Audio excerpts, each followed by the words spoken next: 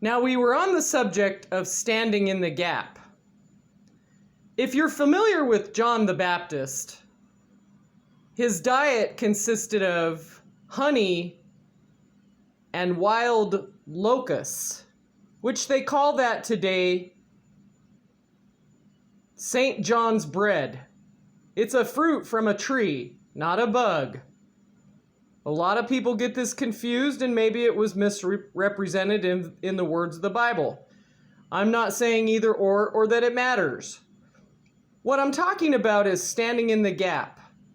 Standing in the gap when John the Baptist was a wilderness preacher, or a wilderness theologian, or a wilderness friend of Jesus, who knew his position.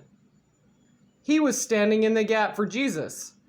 He was calling out sin to passerby people that were passing by. He would call out their sin.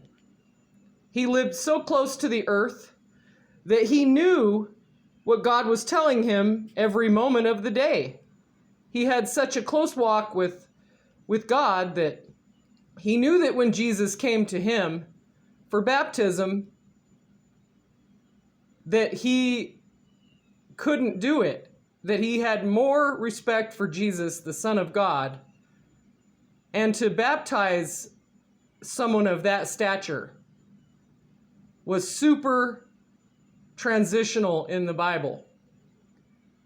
And I'm not sure if it's spoken enough today about John the Baptist being the man in the wilderness calling out to the people, standing in the gap for Jesus when he knew that Jesus would lose his life, and eventually John the Baptist did. But most of the people thought he was crazy. They thought that his unkempt hair, his clothes, his diet was off the wall. His speech was off the wall.